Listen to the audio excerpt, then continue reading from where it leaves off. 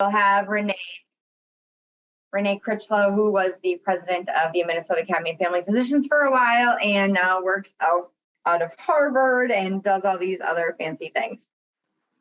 All right. So, of course, again, November 2nd, we'll have Sam put on this on. So, again, let people know that that's going to be kind of interesting talk. And if you've read the book, you should find this pretty interesting. And just an update, he said that the Least of Us actually comes out in paperback like in the next week or two. So that's, you know, lighter carrying. All right. So other echoes coming up next week. Dr. Strong, we're going to have to really learn how to say that. He works at Hazleton Betty Ford. He's also from the Ukraine and has just a lot of interesting perspective, especially when you throw in the pandemic and the patient population he is working with. And then you can kind of see what's all coming up. Pretty awesome schedule coming. Remember, there's free CME if there's somebody else in there. Am I still muffled, Katie? Is that better? It's because it's. Oh, let me talk a little louder. Is that better? There is free CME. If there's somebody else in your room, please let us know. That'd be great. And remember, there's always technical assistance. If you need anything, please get hold of Aaron or myself or Heather, and our phone numbers are there if you have any questions or patient issues that you need to discuss. And the core website, it has all the information on echoes and all sorts of other things. The manual will be up shortly. We're still finishing up the final review from all of our communities and coordinating all that with MDH. And again, the Addiction Connection podcast just released last night. It's another one on opioids and suicidality. So check that out. It's a 3-part series. And there's one more to do on that, and then that'll be it. This one's on screening and I don't know, all those things. Oh, and it was Dr. Bell's birthday today. It's my birthday today. Well, it is her birthday today, so I thought we'd just throw up a little picture of how she looks on her birthday. She is 40, and as you know, Heather, 60. I'm 61, and that's the new 40. So we're basically the same age. So that means I'm 20. Even better. No, 40 is just 40. No.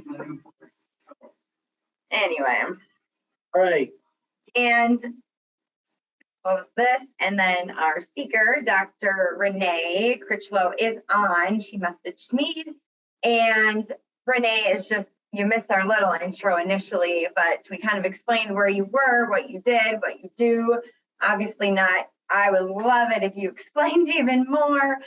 We are just so grateful to have you back on. I don't know for any of you who are not on the COVID Echo, when we started that in partnership with the MAFP, when Renee was still the president of the Minnesota Academy of Family Physicians, was one of the most motivational humans ever, and trying to keep people into perspective during the pandemic and all of that. So we're so grateful. She decided to move to Boston, which I can't be upset about because I would if I could. But yes, thank you, Renee. Oh, thank you so much, Heather. And we are hiring, Dr. Bell. So. All right, so. No, thank you guys very much. And I appreciate it. And I miss Minnesota. I'm not going to lie. There's nothing like primary care in Minnesota. And so we're trying to get that little energy into New England. Trust me, we're going to make it happen. So I'm Dr. Renee Critchlow. I am a family physician. I am currently the Chief Medical Officer for Codman Square Health Center in Dorchester, Massachusetts, and Vice Chair at Boston University Department of Family Medicine. And I have been working with Heather and Kurt for a few years now. And they were kind enough to ask me to come talk a little bit about equity, which is my, apparently I'm pro-equity. I'm just going to put it out there. And I am going to have to apologize to Katie because I'm going to have to ask for control so that I can drive my own thing, if that's okay. No, I think you should be able to. Oh, thank you. I appreciate that. And by the way, I want everyone witness Katie is amazing, and I appreciate you, especially your patience. Oh, thank you. Okay, so let me take a moment and see about grabbing this. Okay. Okay, so addiction adventures and equity. Basically, what I think is very important is we realize so many of the things that we deal with right now are the results of things that have come before us, both with taking care of patients and their health and in dealing with society and communities that we live in. But as a physician, as a family doc, I feel it's critical to approach life with a sense of purpose. And I very often start a lot of my presentations with this particular poem. It's by William Stafford. It's actually a doc. It's called The Way It Is. There's a thread you follow. It goes among the things that change, but it doesn't change. People wonder about what you're pursuing. You have to explain about the thread, but it's hard for others to see. While you hold it, you can't get lost. Tragedies happen, people get hurt or die, and you suffer and get old. Nothing you can do can stop time's unfolding. You don't ever let go of the thread. And I think for those of us who take care of folks who are feeling life's extremes, this is a really important thing for me to keep in mind, is that I may not be able to fix anybody because everyone's responsible for themselves in that way, but I can't always cure, but I can always care. And that's one of the biggest purposes that I think we have as clinicians. So objectives, because you always have to have objectives when you're making that goal.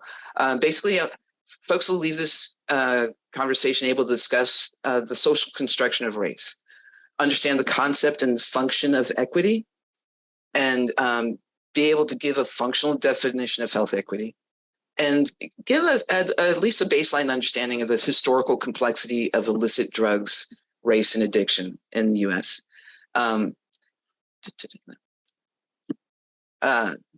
Oh, that's very sweet. Okay, so we begin. So, is race real? So you have a patient. Person in question has 16 second great grandparents, 1 of Asian descent, 7 with some or all African descent, 9 with some or all European descent. This is the person in question. What race is this person? Think about it. What race is this person that has this composition? And think about the fact, what are the recommendations you make for their preventative care based on race? This is this person that's 13 months. This is person at 13 years. And this is the person right next to his mother. That's my son, Amos.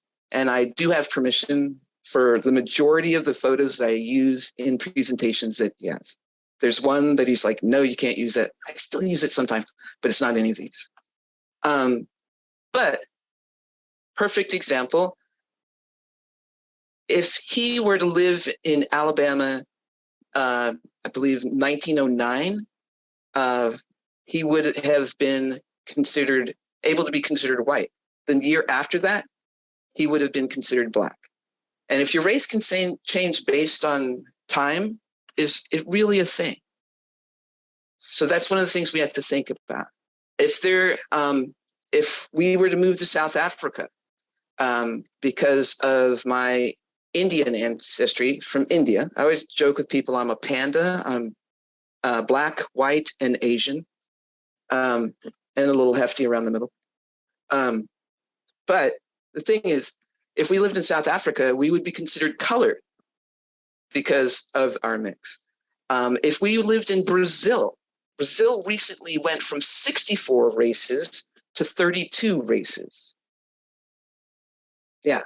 So thinking about the fact that if your race can change based on your location and the time of an era, is it really a true thing? So, but why do we mention race? So this is the thing.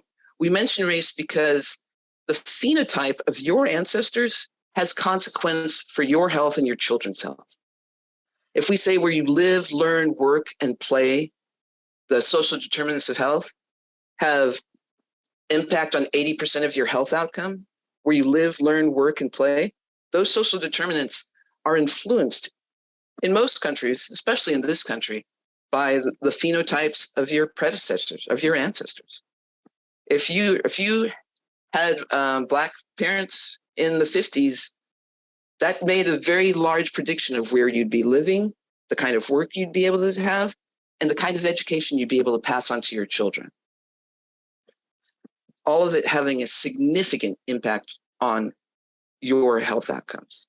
So, medicine, we have I don't do like graphs of how the different health disparities exist. Everyone knows they exist.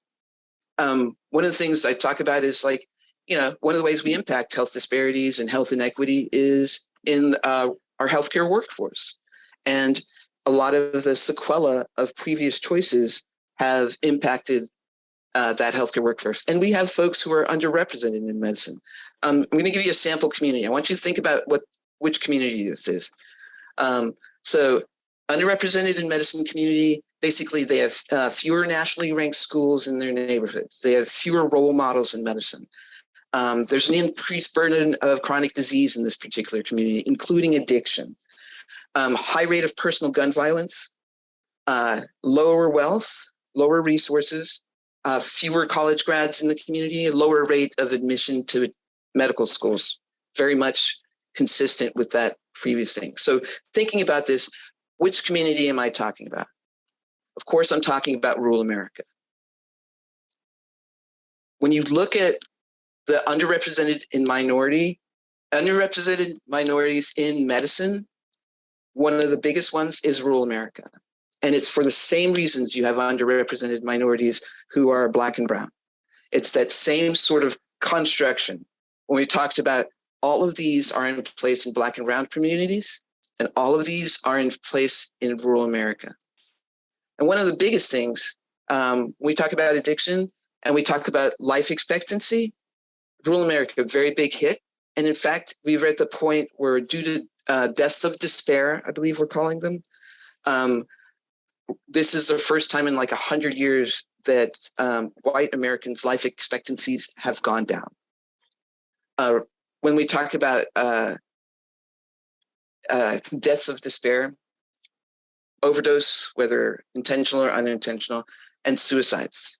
2019, according to the 538 report on gun violence, over 18,000 white men suicide by gun.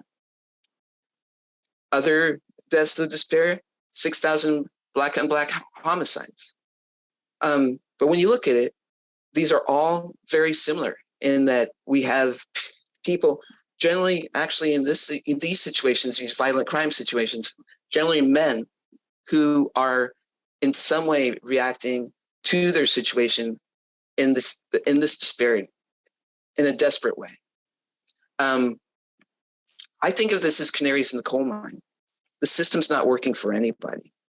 And when we look at the rates of addiction, when we look at access to addictive medications, all of those things had been increasing over the last decade, and for a lot of reasons that I'm sure you guys have already talked about. But as I said, these are the canaries in the coal mine. And when you see the canary suffering, you don't get mad at the canary. You take care of your people, you ventilate the shaft, and you make systemic changes. So thinking about what are the systemic changes that have been made that have caused these things, and what are the systemic changes that need to happen to make change. And in that, we talk about equity. This is my favorite diagram of equity. I don't believe in the standing on crates looking at a baseball game thing. I'm sure people were well-intentioned when they put that together, but equity is really about putting resources where they're needed the most. And if you center at the margins, it helps everybody. Perfect example, the Rural Electrification Project. You didn't think you were going to learn about that today, did you? In 1935, 32, 11% of rural America had electricity. 11%. By the 1960s, by 1962, over 95% of rural America had electricity. And that meant every house almost. So you're in a situation where in the 30s, they decided they first asked, they said to the private companies, hey, please put electrical plants in the rural areas, and please put electrical lines out to everyone's house. And the private folks were like, that's awesome. We're not going to do it. So what happened, and a lot of you that live in rural areas, especially in Minnesota, if you check it out, still are getting their electricity from what's called rural co-ops, rural electric co-ops. As a country, we took money and invested in the people, low rate of interest loans for co-ops. No personal responsibility if the debt wasn't paid. And people got their entire houses receiving electricity for basically like $1 a month for 30 years. That kind of investment is what equity is about. You look at where the need is the most, and you see how we can shift it so that it can help everybody. Because I can tell you what, when we had electricity across over 90% of rural America, we had better agricultural outcomes. We had a larger consumer base because the rural folks could actually participate. We invested in a way that made a big change. When you talk about equity, you have to think of where are the greatest needs and what can we do to address them. One of the challenges we run into is that we, as a society, have created one of our largest disparities, and that is in our response to illicit drugs. And please feel free to, if you put something in a question in the chat, I'll need like Heather or Kurt to read it for me because I've got a lot of things going on here. I can only see so much. So in the history of medications becoming drugs, if you look at the timeline, one of the biggest things that happened was our Food and Drug Act. At this point is where a lot of things that were considered medications started becoming considered drugs and illicit drugs. Let's talk about heroin in the form of opium. In 1909, the Opium Smoking Exclusion Act was put forth, and it made basically illegal a lot of these medications, drugs that became medications and then became restricted. One of the biggest reasons that has been historically found of why we did the Smoking Opium Exclusion Act is to curtail migrants from both China and Japan. So the folks that were doing this primarily were Chinese immigrants, and they were the people that were most impacted by this. It was an early indication of us using regulations directed towards a particular group, having a greater impact on a particular group. And things that we've taken into, things that we have assumed have always been there, have not always been there. And their impact has been massive. And one of the things that is definitely out of order, it's there. I wanted to put forth is that there are a lot of things that we had done that are specifically targeted specific communities. Indian Religious Freedom Act had to occur so that ceremonies that were traditional in indigenous peoples in this country could be used. Whereas before, they were times when states could arrest folks for doing what is a practice consistent with their culture. So one of the biggest things, most of us grew up in the time that basically spans the war on drugs. I think one of the jokes I think is the worst but most true is the war on drugs happened and drugs won. But if you look at the initial people that put in place this phrase, it was in the 1970s, Nixon's team came out, and John Ehrlichman was not necessarily the nicest guy in the world, but he came out very honest later in when being addressed. He said, "You want to know what the war on drugs was really about? The Nixon campaign in '68 and the Nixon White House had two enemies: the anti-war left and Black people. And these are quotes directly from John Ehrlichman, who was the assistant to the president for domestic affairs. He says, you understand what I'm saying? We knew we couldn't make it illegal to be either against war or Black, but by getting the public to associate the hippies with marijuana and the Blacks with heroin, and then criminalizing both heavily, we could disrupt those communities. We could arrest their leaders, raid their homes, break up their meetings, vilify them night after night on the news. Did we know we were lying about drugs? Of course we did. So when we look at these things, we look at, what are the consequences of criminalizing drugs as opposed to creating a path for rehabilitation for folks who may become addicted. Taking the what can be a medical condition and criminalizing it in the entire pathway. So results, when we look at drugs are one of the biggest, and it's so funny that we're actually doing this week, because as you guys know, one of the, you keep up with current events, Heather. They're talking about releasing folks from federal custody who are there specifically only for marijuana possession. And we're going to talk about the consequences of the, there you go. Sorry. That's okay, into your elbow.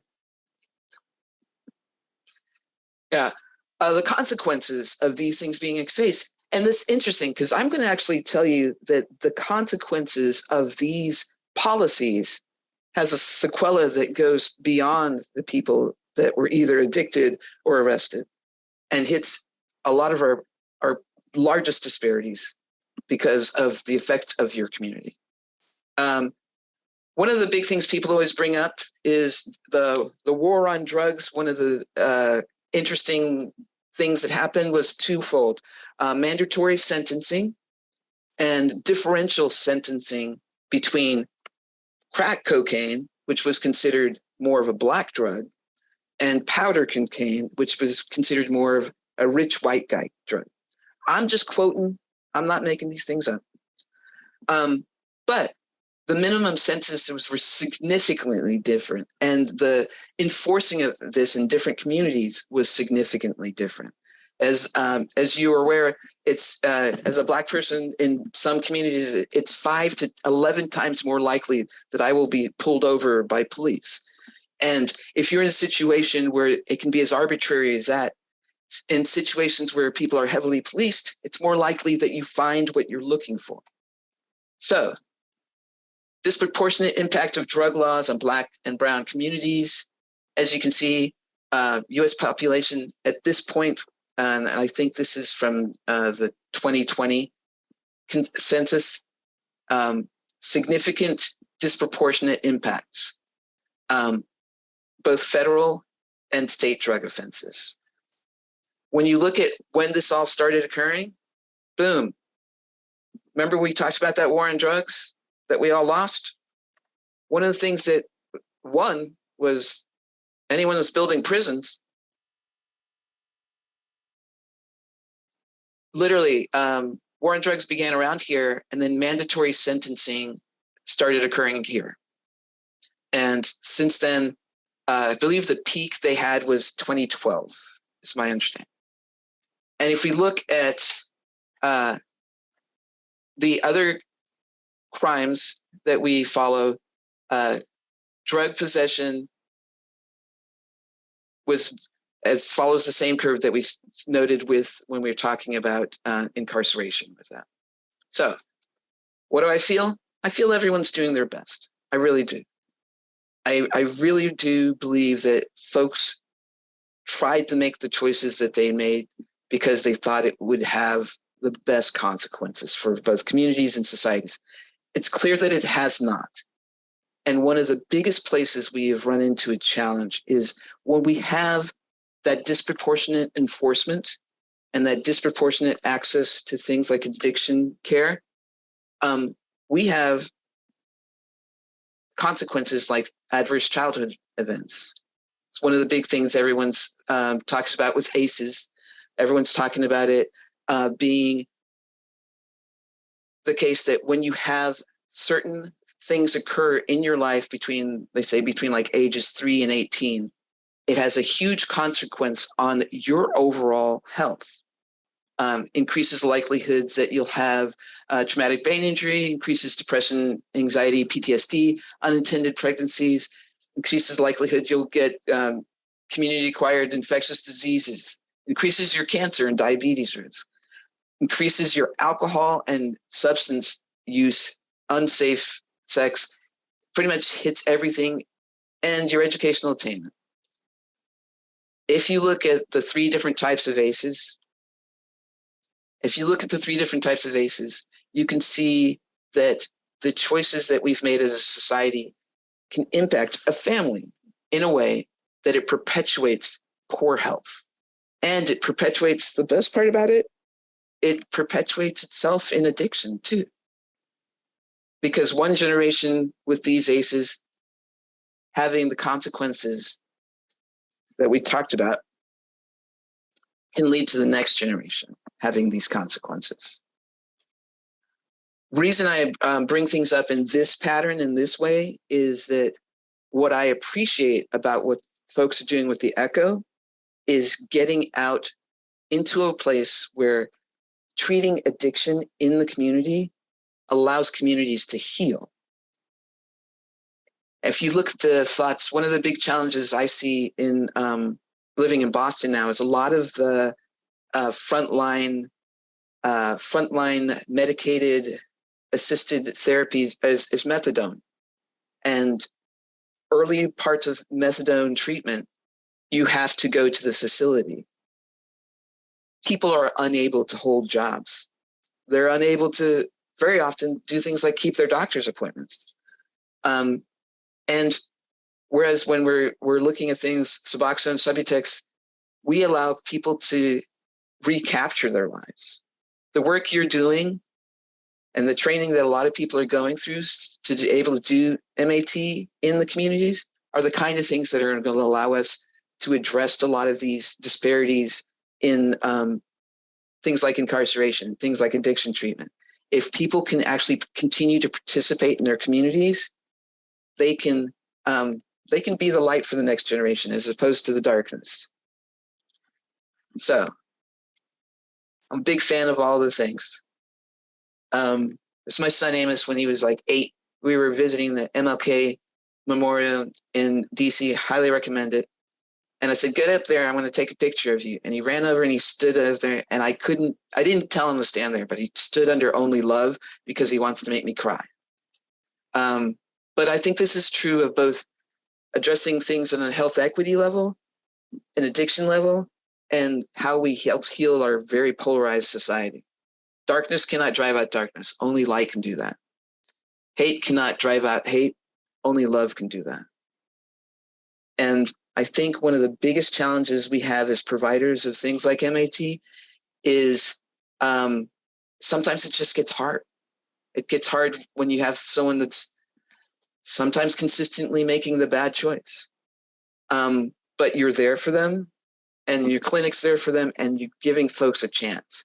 So one of the things I think is really important, do not be daunted by the enormity of the world's grief. Do justly now, love mercy now, walk humbly now. You're not obligated to complete the work, but neither are you free to abandon it.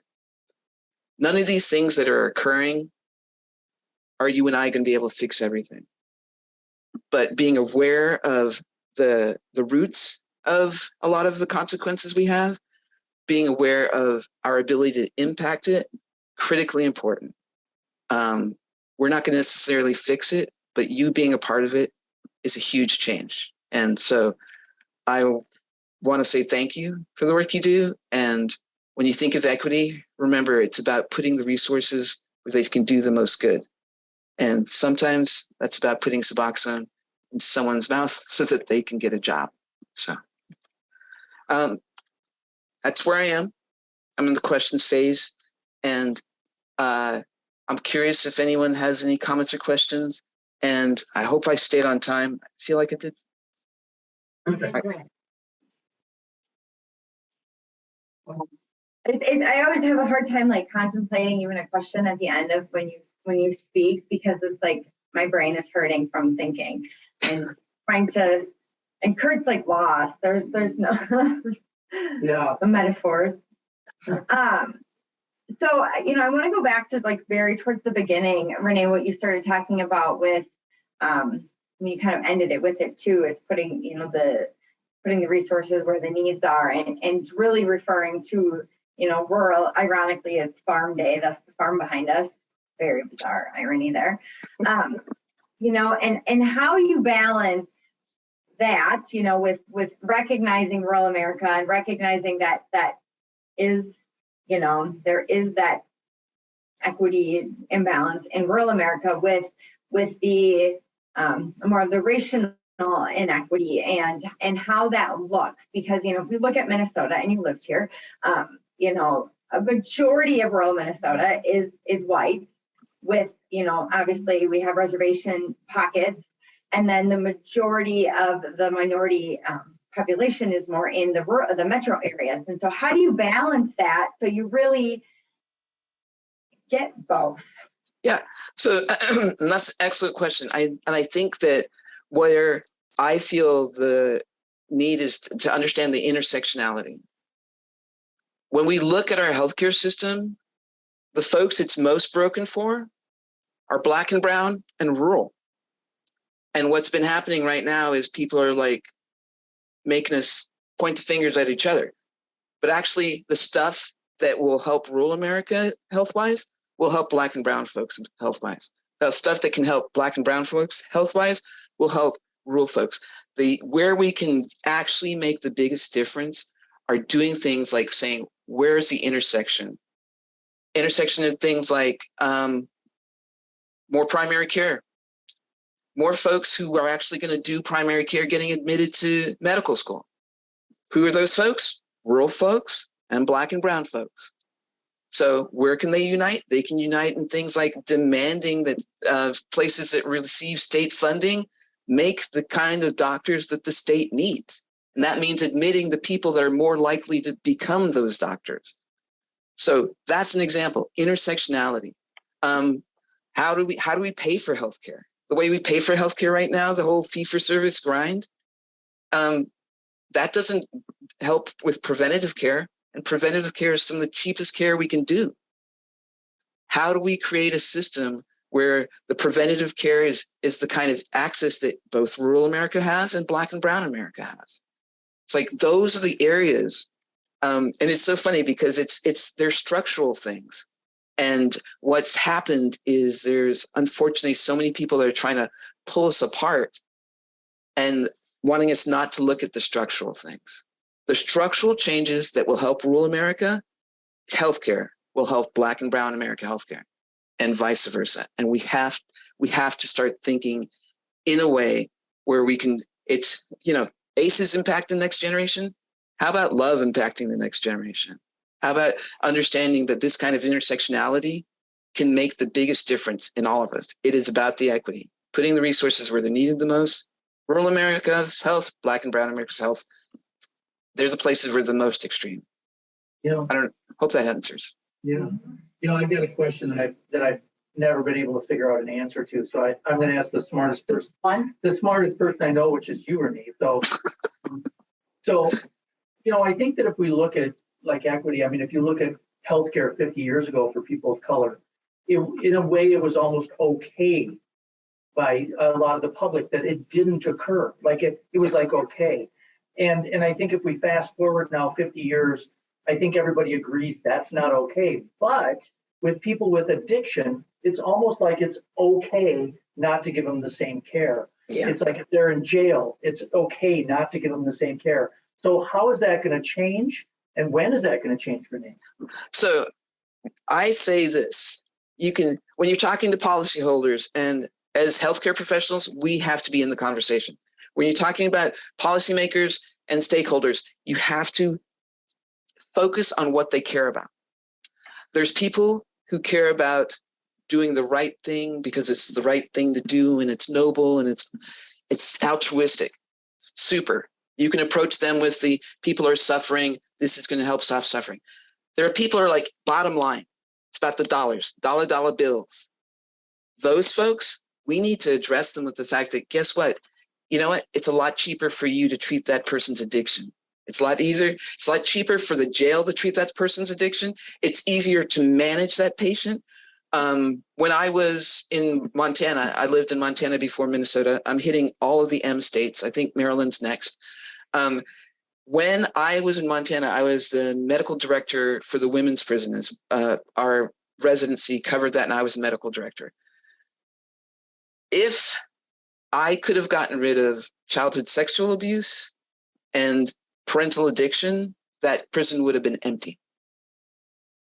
But what we were doing instead was we were spending a lot of money to lock some people up who actually, most of them needed treatment and better childhoods, which is sort of harder to do. Yeah. But that's the thing. You have to start discussing with policyholders where their brain is. You know what? It's easier to manage a jail population that has well-controlled addiction therapy.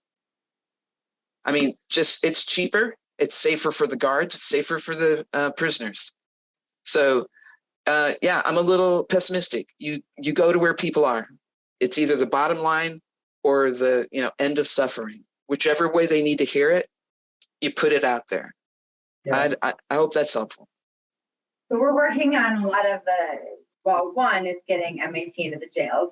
It's something that we've been pushing on for a while, for years actually. And now in Minnesota, we have the MMA is working on this decriminalization thing. And you brought up the whole releasing the federal prisoners with straight marijuana charges. Now, these are nonviolent marijuana charges, and there's like only 6,500 people actually being released. So it's kind of a joke to those of us who worked. Kurt and I spent all of last year working in the county jails in Minnesota last year. I don't know if you knew that, Renee, but that is what we did. And we have some nurses on this call now that either did or do work in the jails, and getting that treatment there is like the biggest no-brainer, but it's one of the most challenging things. And yeah, so I appreciate that. Yeah. Yeah. And there's Audrey. No. And this is the thing. We do the best we can with what we have. And you guys are demonstrating a very good point. And let me just put that up there with the thingy. So sharing again. So this is how I live, and this is what I beg my learners to think of. Let's take the high road. Be noble, and let the nobleness that lies in other men sleeping but never dead will rise in majesty to meet thine own. This is the thing. We do the best we can with what we have, and we show people that you can both be caring and take care of the bottom line, and that it's actually better for all of us. But we have to be out there. And the kind of work that you guys did and the kind of work that you did in the prison, that's meat and potatoes. That's boots on the ground. That's going to change lives. And when I talk about those 6,500 folks who were released, I think about the whole story about the, guys walking on the beach, and there's like 10,000 starfish on the beach, and there's some guy just sort of tossing them in one at a time, tossing them back to the ocean one at a time. Guy walks up, he goes, "What are you doing? There's thousands and thousands of starfish out here. You think it matters you just throwing one of them back?" The guy bends down, he picks up one of the starfish, and he goes, "It matters to that one." Exactly. So we have to take care of the 10,000 and the one at a time. And I think that's both our duty and our honor. Yeah, the thing that it's funny because it bothers me that like when we go to certain people, we're trying to convince them with the monetary side how important it is when in fact that's not why we're doing it. We're doing it because people deserve that care, but you have to use a whole different way of convincing people, hoping that someday down the road they'd actually understand addiction, and it's sad to me, really. Yeah, no, you're 100% right. And it's really, a lot of it's about getting it so people can hear what they can hear. And, for whatever reason, if they make the right choice, let's take that. Yeah, right. I like that. Please, people, if y'all have questions, please stop them or interrupt us. We might run out. When you talked about that intersectionality and how right now everybody seems to be fighting against, like the one side saying this and the other side, rather than all kind of working together, understanding that there is that crossover, you know, and I kind of wonder what you think, and I don't know the best way to word this, but, you know, it's a lot of, then it's all over Twitter about, you know, we need to bring providers that look like the neighborhood they're going back to into healthcare. And it's kind of what you said, you know, you want the rural people, they're going to likely go back to rural. You want, you know, the Black and brown people are probably going to go back and work at that neighborhood, you know, based on specialty and all that. But like job hiring and all of those things, I think there's this almost push the opposite way now. And it's like, I don't know how to approach that or how to feel about that when it's like, no, you may be more qualified, but we have to have that optics, whether it's you have to make a point of never hiring anyone for optics. You have to make a point of hiring someone for value added. I always talk about like all the challenges that we see in healthcare. So much of it is like a big, massive elephant. And the thing is, no one orientation, no one point of view can see the whole challenge that we have. And a lot of the things that we deal with, we have not been able to change or move the needle for 30, 40 years. So we've been doing the same thing in the same way and expecting some sort of difference. So what we're valuing as qualifications, we may actually have to expand it to part of it being, hey, is this someone going to help us see more of this elephant? Is this someone that's going to help us address more some of these concerns that we can't even understand or see? And one of the biggest problems we run into is this thought that if we make another seat at the table, that takes someone off the table. That's not necessarily the case. And then we have to sort of say to ourselves, like, do we really actually need a table? So when you're looking at things and you're saying, oh, well, this person is more qualified or this person is less qualified, and we're having this push-pull, like pull back a little to the 30,000 and see and say, what is it we're actually trying to do? I'll give an example. Dr. Jim Pakala, at the level of his executive team, when he became chairman of the department, when Mac Baird was chairman, there was the chairman and the vice chair, and both highly qualified, but only one path forward. Jim came up, he took that vice chair position and he made 7 different part-time things that he put all of the people into. Like I was one person and they were, that's not 7. This is 7, sorry. I wasn't finance, so that's good. Yeah. So he took the position and he broke it into parts about, gave us all about 15% of that position. And in doing that, he created a very strong executive team. He created the possibility of training 7 different people to take that next step. And he strengthened his entire department. So he wanted to see all of the elephant. So when you're looking at those things and you're like, oh, this is either or, a lot of times what you need to do is say, how do we change this so that we all can move forward and we can all succeed? So that's sort of, and one of the things I'm very clear about is never hire anyone that you're not going to grow.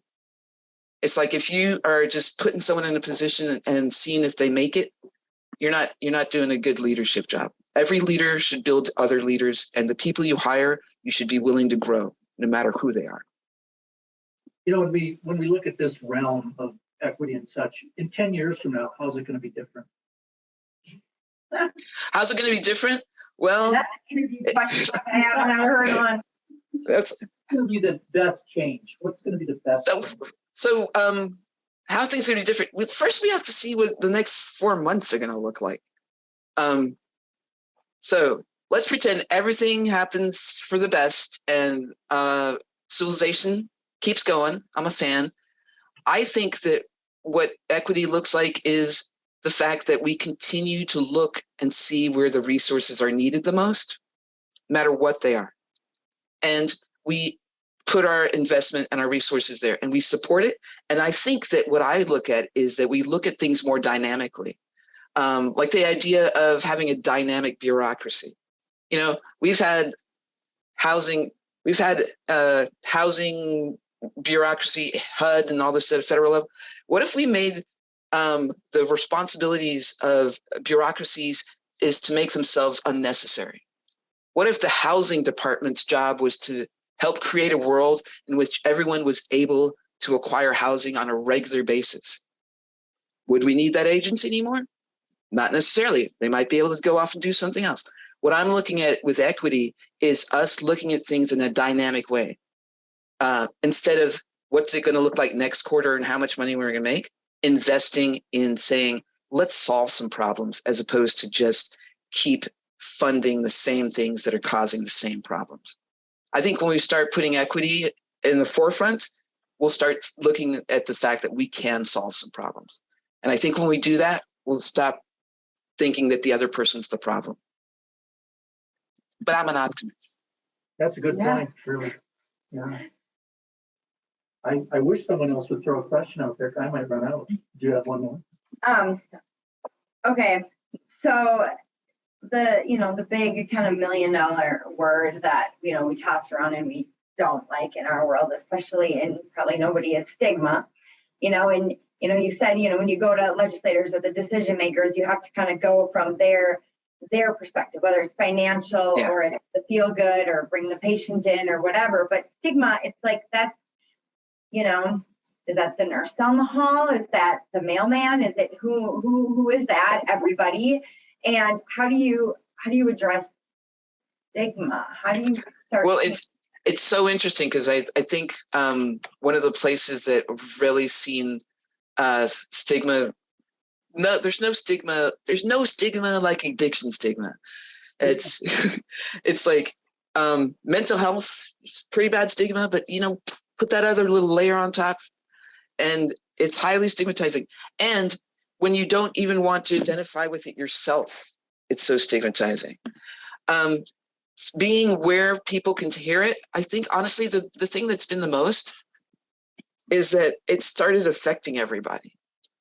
When it was that person over there, it was very different. If a lot of policymakers didn't have sons, daughters, nephews, parents who had addiction, we wouldn't be where we are right now. Suboxone wouldn't be where we are right now. Everything would still just be about criminalizing. The fact is, a lot of people started knowing people who were dying. And honestly, it's a lot like it was with HIV and AIDS. It wasn't until people started knowing someone who was affected that policies actually change. So do we need a substance use quilt? I don't know. I think it is really about making people understand the stories in their own communities, in their own families. And if you get those stories out there, they're very compelling. Numbers won't do it. It's going to have to be stories. And it's going to have to be people seeing it in their own families and us holding up a mirror and letting them know it's there. All right. Yeah. You think we've absorbed enough information that my head's about to blow up, but and whose birthday is it? Is your birthday? Heather's, yeah. It's mine. Happy birthday, Heather. Thank you. So what level are you? I don't use years anymore because level sounds so much better. It's like experience points. I'm level 55. What level are you? Well, I'm level 40. However, I still think I have more impact than Kurt's level 61. So One's the new 40. So I'm looking forward to it. I appreciate every time I get a chance to talk with you guys. I really appreciate the work that the ECHO does, and I really appreciate the work that all your providers are doing. You're saving lives, and you know that. So I don't have to tell you, but I can tell you I'm grateful. I'm very grateful. Yeah, we have an amazing group, honestly. So, yeah. thank you, because you're clearly still going where you need to be and changing things, and some were sleeping and some were have a 14-year-old. I mean, I don't know how you do the 14-year-old boy. I'm about ready to send my 12-year-old to live with you because I can't. Like just baby steps. Yeah. And, we actually have 3 teenagers now, and fingers crossed they're all unique in their own way, and so far so good.